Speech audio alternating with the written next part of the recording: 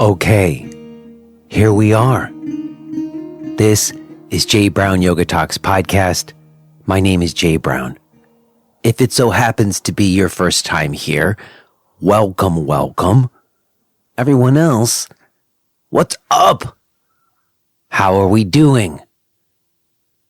I suppose the answer to that question really depends on how we decide to measure it.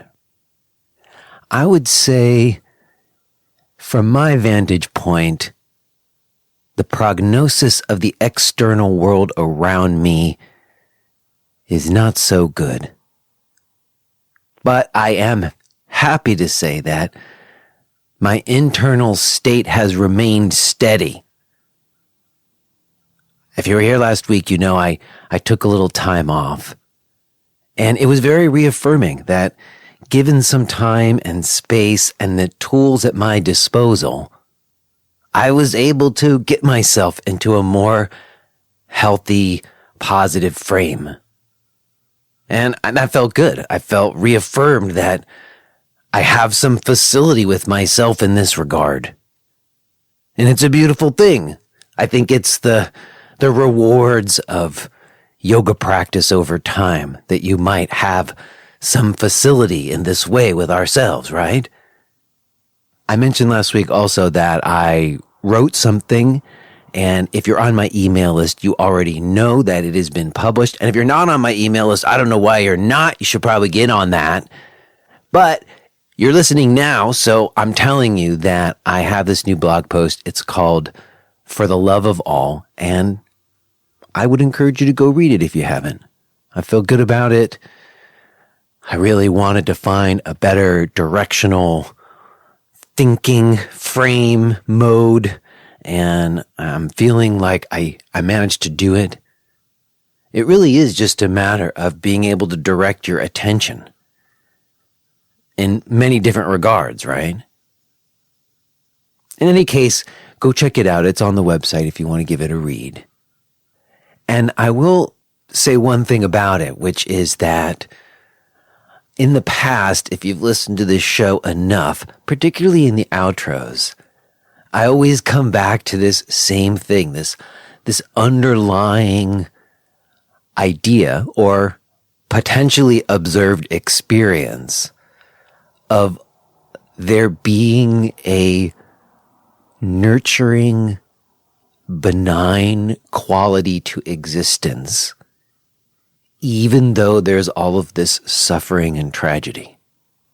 And there's definitely a paradox to that, but there's a way of looking at reality or consciousness, right? That gives a perspective or like a lens of perception for someone to view things through. And depending on like the lens of perception that you're viewing things through, your experience of life is very different, right? So we've talked on this show about non-duality and tantra and different philosophies. And I really have to say that for me personally, finding this more positive frame, this more healthy way to move forward, even under these incredibly adverse conditions that we're facing right now, it's about a way of understanding yourself in existence in this life. And that's why I will be continuing to bring people on this show to talk about consciousness and our place in the world and what yoga might offer to inform us about this. And that's very much what today's conversation is about with Jacob Kyle. And many of you probably know Jacob from his podcast, Chitheads, or maybe his online platform, Embodied Philosophy.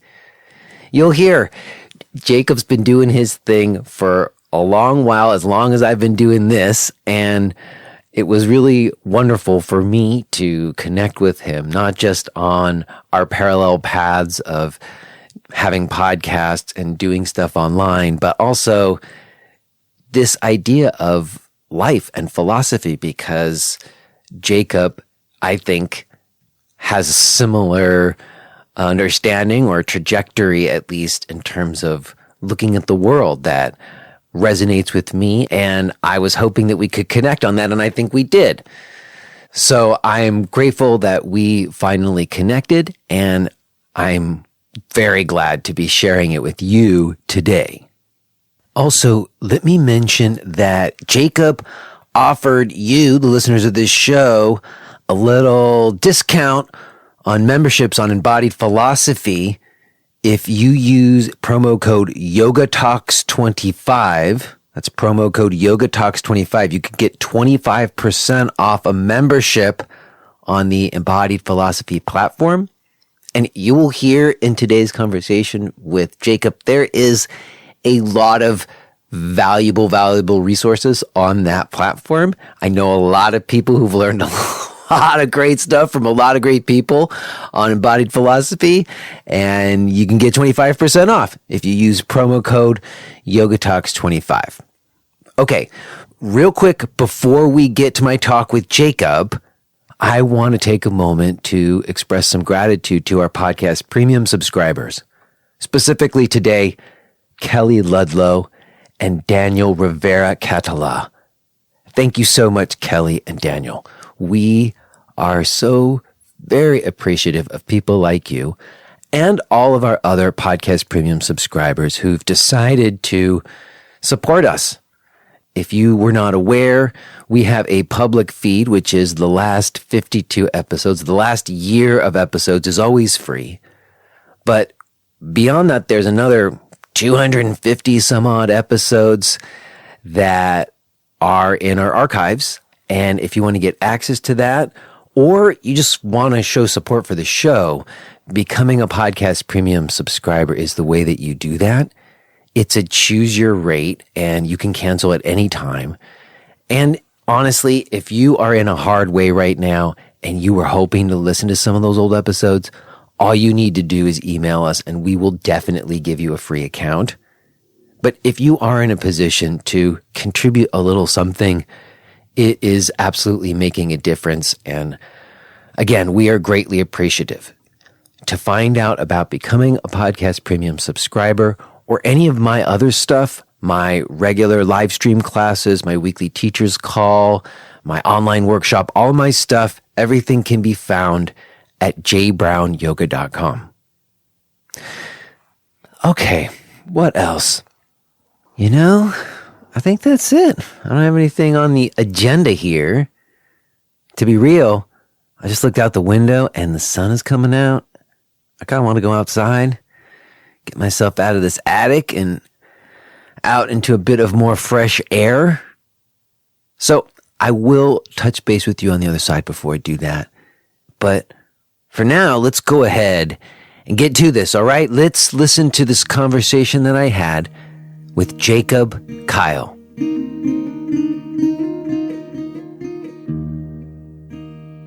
Hello? Hello. Hello, Jacob. Hi, Jay. How are you? I'm doing good. It's nice to speak with you. It's nice to speak with you as well. I know we had once been in contact about maybe getting together in person before the whole world fell apart, but I remember that. I think that was from, wasn't it Prema Yoga, and Amanda was trying to put together some kind of, or maybe that was separate, some kind of panel. Yeah, there was a panel, but then I was also going to just come into town and maybe do a live podcast recording, and we were going to do that. Right. But it didn't happen, and then the world fell apart. That's for sure. Yeah. I mean, I can't believe that's probably been 3 years ago now that happened, that you were looking to do that, which is just wild to think that time has flown that fast. I know. And it's funny. I'm going to tell you this only because I know that you would appreciate it. It's not something I would normally say right here at the beginning. And I think you know already that I am recording, just for the record, so you know that. Yes. I have this shared space that I've been working out of with a photographer. And, she contacted me because she had this like client trying to squeeze in, and like today's technically my day, but I wanted to be cool and like, yeah, totally book your clients, like good money for her, And so I can generally record in my attic, without too much problems. And so of course, just now, like a few minutes before I was about to hit go with you, like all of my neighbors decided to pull out all their power tools or something. And you know what it is to record podcasts, and sometimes you just got to roll with it, right? Absolutely. Well, I mean, I've recorded so many podcasts right next to the main street that I lived on in Bushwick and Knickerbocker. And the amount of times that a semi or, some kind of local music was playing, I mean, the circumstances have been really endless as far as that's concerned. But now I'm up here in Provincetown, and it's usually relatively quiet when I record podcasts, except for sometimes there is some construction happening. Yeah, I've had studio spaces that are much more like controlled, but even there, you never know what's going to happen down on the street below. But exactly. In any case, it is lovely to finally connect with you like this, because for me, I think very fondly of you, Jacob. We don't know each other at all. And when I first started this podcast, you had started yours right around then. I can't remember who started first, but it was right around at the same time. And I just, at the beginning, it was kind of like when you were in school and there was that other student who was like really good at what they were doing too. And it challenged you to like do better, that little like healthy competition. Like you would get a guest before me and I'd be like, oh, Jacob got them first, or whatever it was. And I really appreciated that you were there doing it and doing what I felt was like substantive and like more depth oriented stuff.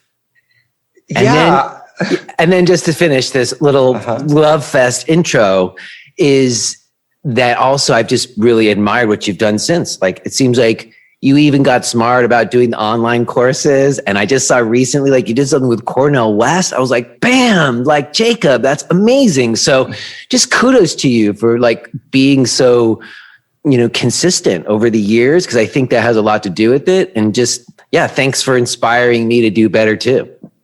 Well, that's such a sweet intro, and I really appreciate you saying that because, of course, the feeling is mutual. And I remember right after launching Chitheads, seeing, as soon as it was kind of posted in some of the podcast apps, seeing Yoga Talks pop up, and I was like, Yoga Talks. And I listened to some of your episodes, and then I realized that you were based in New York. And so I know that we've always had this kind of sister podcast, sort of, both based in New York City. And then at the time, there really wasn't a lot of offerings. I mean, there weren't really any podcasts. I think there were some here and there, but there weren't podcasts that were really interviewing people in a deeper way and really exploring in a skillful way, I think, some of the challenges, the philosophies, the traditions, the practices, like we've done. And so, I appreciate you saying that. And I also feel similarly. So thanks. Well, I think it's true. At the time, I remember looking around because I was listening to all these like comedian podcasts, like Mark Maron or whatever. Mm-hmm. And then in the yoga sphere, there was just like practices, like people had podcasts that were like, leading you through asana practices, but there was like some pretty superficial kind of conversation-y ones out there, but nothing that was like long form and in depth. And I thought that it was pretty ripe, and both of us jumped in, and it was, I'm sure, exciting for you like it was for me at the beginning. Oh, absolutely. And I think to this day, Chitheads is definitely, of all the things we kind of do now, it's still the most kind of popular offering. And partly because I think it's free, and partly because it's just easy, and, people find these conversations useful in various ways, and almost like, little, master classes in their own right, depending on who's being interviewed. I think it helps to have these sorts of offerings because it grounds a sense of community, across kind of the digital space. That's right. Because I think you end up getting people who kind of put it into their lives as a regular thing or whatever. And so you have like a regular listeners who've probably listened from the beginning. And and I watched you take sort of community aspects and grow Embodied Philosophy as a platform off of that, it seemed to me. But maybe before we get to that, because I do want to get to what you've been doing these days and how much it's seemingly grown. I don't know, you can tell me, I only see things from the outside, but I'm curious to go back a little bit, because we did both sort of come up in the New York scene, but I was already like in my little bubble in Brooklyn with my sender by the time you came into it. And I'm trying to remember, if I recall, was Jiva Mukti your spot? Is that like your home spot when you came up in New York? Yeah, you've said this. You said this phrase in the email, coming up in the New York scene, and it's funny. I never really thought of myself as coming up in the New York scene, because I feel like I arrived in New York in 2010, and by then I'd been practicing asana for about 6 years, and was studying philosophy, but I was studying mostly Western philosophy, and I wasn't really as interested in the contemplative or quote unquote Eastern stuff. And, but I started practicing at Jiva Mukti when I was living in London before I moved to New York. And, cause they had a center there, it's not there anymore. And when I moved to New York, it was just because I had practiced there and because I really loved the sequencing. That was sort of what I was into at the time. It fed my kind of craving for a vigorous exercise regime. I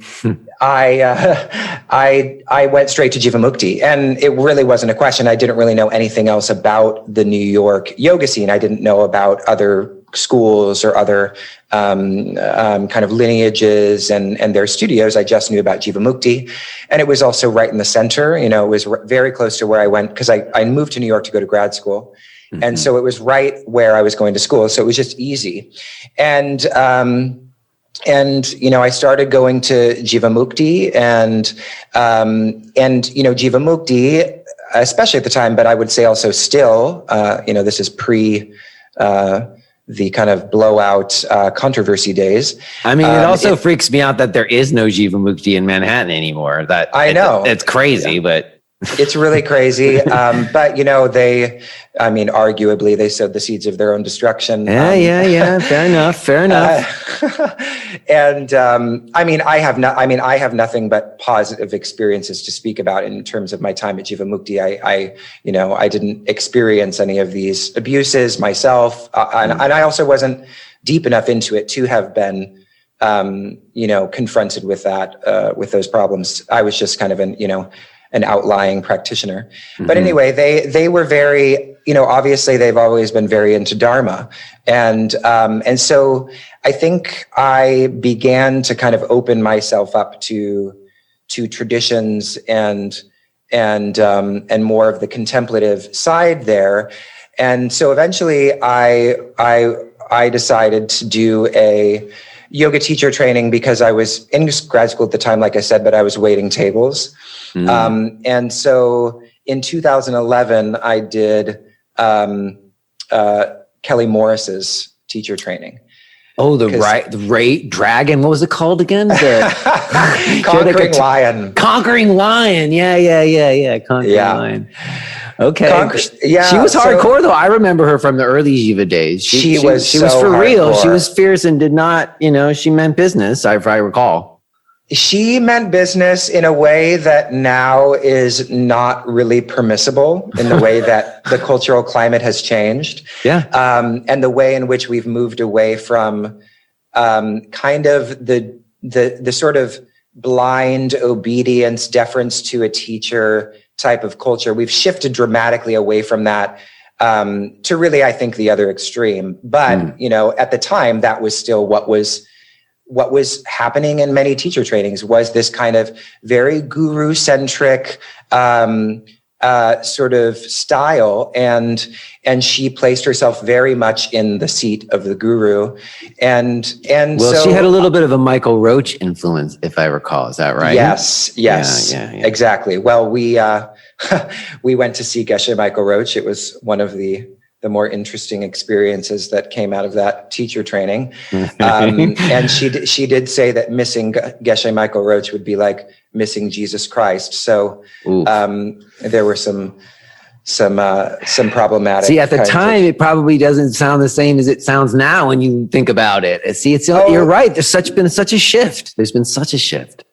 Yeah. Well, I mean, at the time, it was a huge red flag for me. I thought there was something wrong about that statement. And I have no ill will towards Kelly. I feel like I'm bashing her, but, I think she's done great things now, and she's had her own kind of journey through all of that. But yeah, so I did that teacher training, and it was very transformative for me. And because it was kind of putting you through the fire in a certain way, and then started teaching basically immediately after that.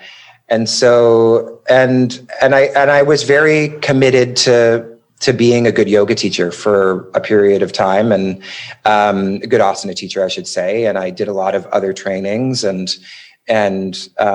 refined my skills as an asana teacher, such as I was. And then, for me, coming up and arriving was really no more than getting a job teaching at Pure Yoga and Yoga Works. That was sort of as high as I went. I mean, I guess it's not a good phrase, coming up, because it sounds like celebrity status or something. I just meant like you kind of came into having a practice of teaching there. Yes. Oh, yes, for sure. And it's interesting to me to hear that you said you moved to New York to get a grad degree and that you had been studying philosophy. Did you come to New York to study Eastern philosophy, or did your yoga practice steer what your graduate studies ended up being? So really the latter. So I originally did a graduate degree in political theory, not at the New School, but at the LSE. And I, at that time, kind of discovered a passion for writing and thinking. And I was just very on fire with the transformative nature of ideas. And so I basically decided at that juncture, kind of, being on fire with my own writing, that I wanted to be an academic and teach in universities. And so I was looking around for the right program. And I was also really into this tradition of philosophy called continental philosophy, which is, for those that aren't familiar, there's kind of two schools of philosophy within the Western Academy. One is referred to as the analytic school, and one is referred to as the continental school. And the analytic school is really all about like logic chopping and kind of the meaning of words, and not very interesting stuff, and in my opinion. And continental philosophy is, it derives from continental Europe. It's people like Freud and Lacan and Foucault and Derrida and Hegel and Heidegger and all these people. And it's much more focused on kind of liberation, and liberation either through ideas or the political ideas or political theories that derive from some of these sort of foundational philosophies that originated in continental Europe, largely in the kind of 19th, 20th century. And so I was really studying that, but to me, I was studying political philosophy the whole time. And I was always interested kind of in politics as the transformation of ideas, not politics as what's expressed in government. And so then I got to the New School, and I was kind of on this track to do a PhD. And I became very disillusioned with what I thought was, I'm going to use slightly, perhaps brash term, a circle jerk. You're allowed to be as brash as you like, my friend. Circle jerk it is. It was just sort of an intellectual circle jerk. And I think, in New York, already full of people who want to be the smartest people in the room, that's like kind of the vibe of like a dinner party is. I mean, I love that about the city. I love the intellectual vibrancy of New York, and I love the the aspiration towards higher thinking and more sophisticated, more refined thinking. That's not in every aspect of New York, but it is a part of the kind of fabric, I think. But in a philosophy department at the New School, it just ended up being like a pissing contest and really a sort of a competition of who's more clever. And to me, that felt really empty. And I was also coming out of my experience at the London School of Economics, where my graduate time there was actually much more collaborative, and I have really wonderful memories of having conversations with my fellow students at cafes in London and just really geeking out on, how we were going to work through these things. And when I got to the New School, it was really just about, who's smarter, and people kind of talking past each other because they had very specific specializations. Like somebody's focusing on, late 20th century French or early 20th century French existentialism, and someone's working on medieval philosophy. So they're, tackling different concepts and speaking past each other. And so I got really disillusioned. And at the same time, I was also studying yoga very vigorously and being progressively introduced to more and more contemplative ideas. And those contemplative ideas were just shifting completely my relationship with ideas in general and the utility of ideas. Because I think part of me looking back, I lost my faith in God, in the Christian version of God at a very young age. And partly as a result of a conversation I had with a friend about ancient Egypt. I don't really remember exactly what we talked about, but at the end of the conversation, I had lost faith in God, and I was crying at the foot of my, painting of Jesus in the Garden of Gethsemane. Looking back, I think the loss of that, the crisis of that, the trauma of that, I was always looking for a spiritual solution. And I thought a spiritual solution lived in the upper echelons of academia, philosophy departments. I thought the temple of the gods was at the end of a philosophy PhD. And then when I arrived there in that context where I was able to do that work, I realized that it wasn't there at all. And so the transition to exploring more contemplative traditions in Indian philosophy, which I'd had some introduction to just because, by studying philosophy, you will be introduced to different traditions of philosophy, even those outside the West, but I'd never studied it closely.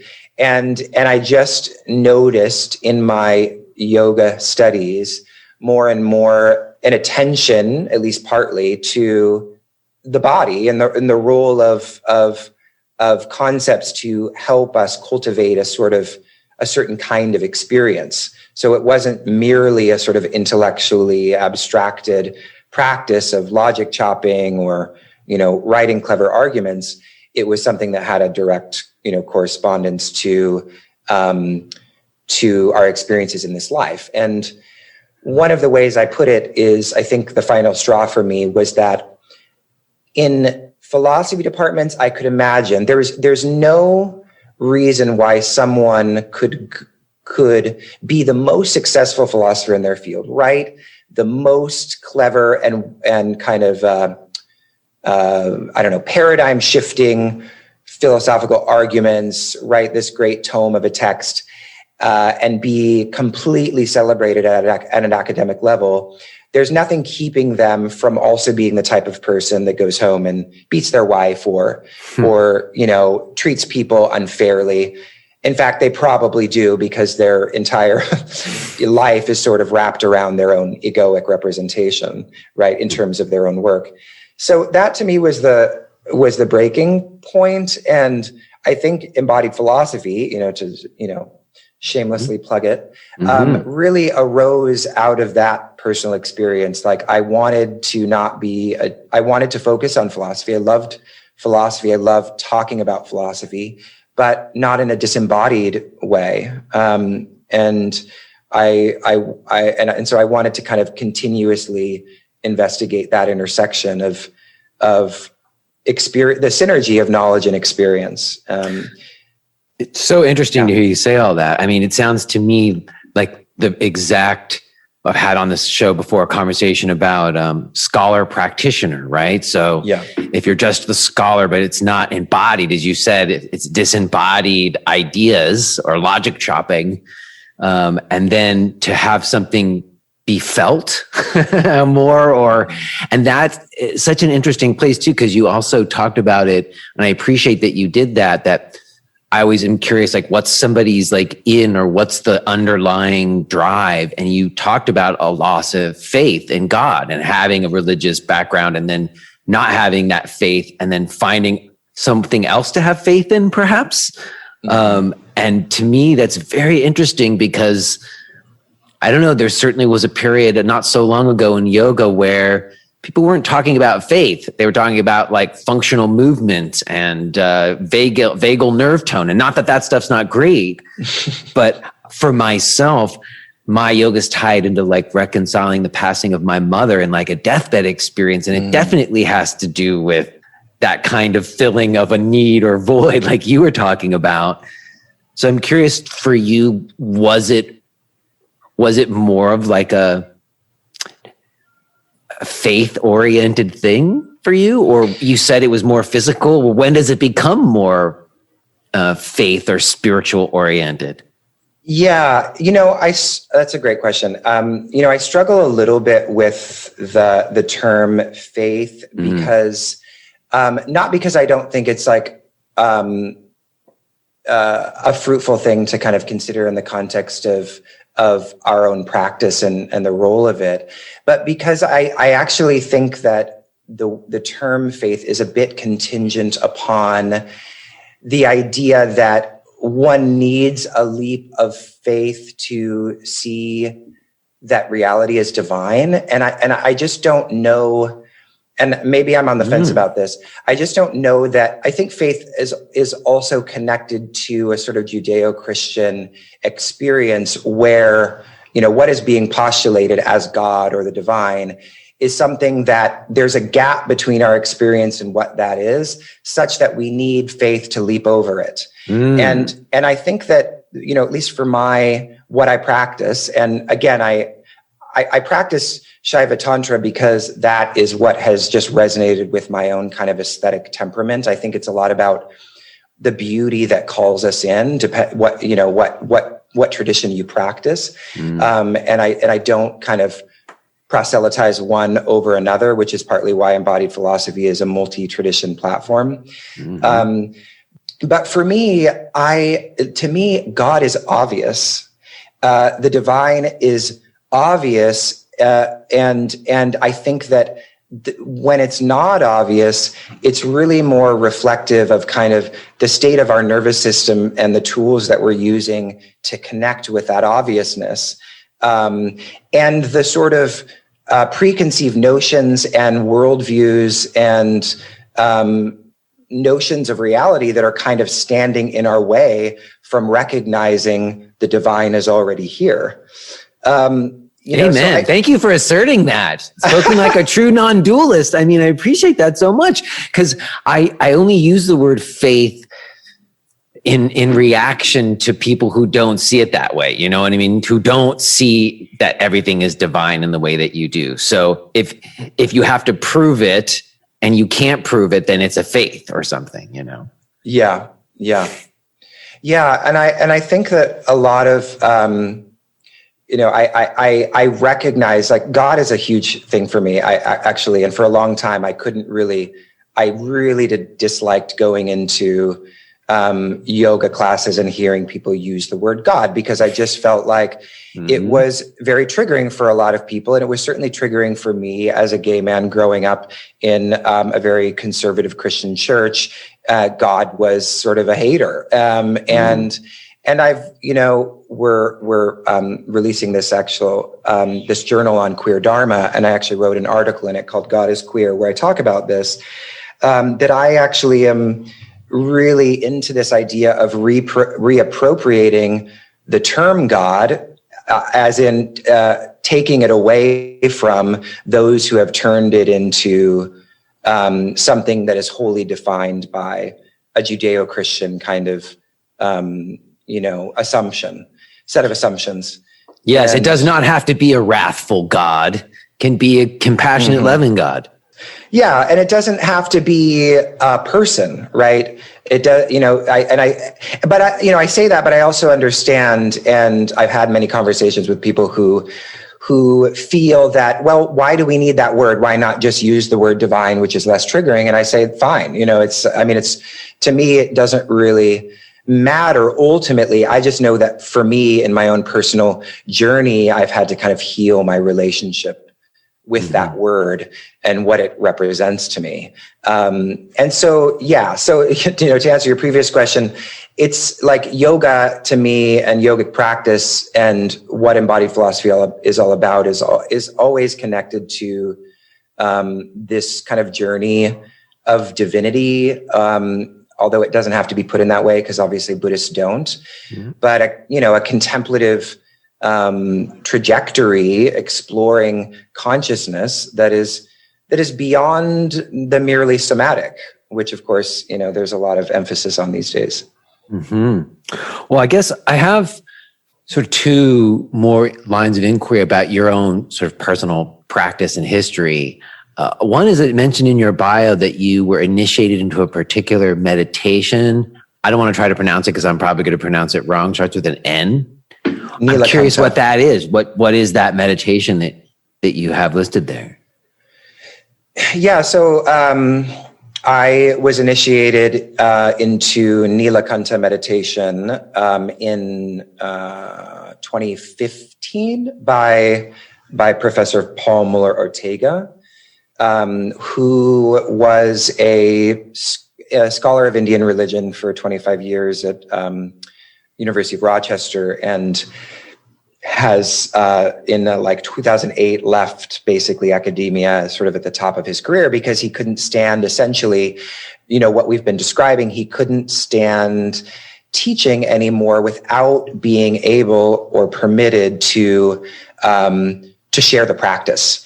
And obviously in academia and in traditional kind of academic environments, it's very much frowned upon, if not right out, disallowed or illegal, at least from the university's perspective, to inculcate students in, particular rituals and practices that are considered sectarian in some way or affiliated with a specific religion. You can only teach religion and academia from a quote unquote objective standpoint. And so his journey was a bit like, I guess my journey and a lot of people's journey, including, someone you've also interviewed, Christopher Harish Wallace, and, a lot of people who went into scholarship in some way, that, you need another context, you need another framework, you need another paradigm for the university or for a kind of institute or school that permits the intersection of scholarship and practice. And so he created that in like 2008, called Blue Throat Yoga.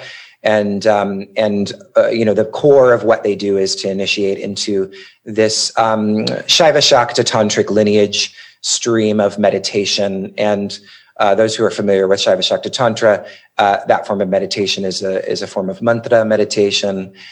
So I was initiated into that by Paul in 2015, and I started studying with Paul basically immediately. It was sort of the first time in my life where I met a teacher who kind of satisfied both my intellectual kind of proclivities and also my passion for practice. He really, in my view, Paul is the exemplary figure of the scholar practitioner. Like he exemplifies the scholar practitioner kind of perfectly. And so I continue to study with him. I was initiated as an acharya, which means I'm a meditation teacher in that lineage now. Which is something that I do on the side of embodied philosophy. It's not something that's part of embodied philosophy. And that particular meditation you said was mantra. Is it just mantra? I'm curious about the actual forms you use in that particular tradition. Yes, well, I can't really completely answer that question because in the in kind of traditional tantric lineages, you don't talk about the mantras. So I can't really fair talk enough. about I can appreciate that. That's beautiful. I love that. Don't tell me if you're going to screw shit up. I mean, but I like that, but that you keep it for those who decide that they want to pursue it. Not like you're not advertising, here's what you get, the bullet points in advance. That's interesting. Right. There's an introductory, an overview of kind of the theory of the practice when you go to kind of an info session about Neelakhanta meditation. But there's a process. It's not like you go online and you just pick up a mantra and then you go practice it. And Paul would say, and other teachers I would say that, that pattern of sort of salad bar spirituality is actually what is leading to less than deep adventures of practice, because there's something about the process of going through a formal instruction with a teacher that actually empowers the practice and takes it deeper for you. If you are hearing this message, then you're listening to the free version of J. Brown Yoga Talks. To hear the rest of our conversation, please subscribe to Podcast Premium at jbrownyoga.com/premium.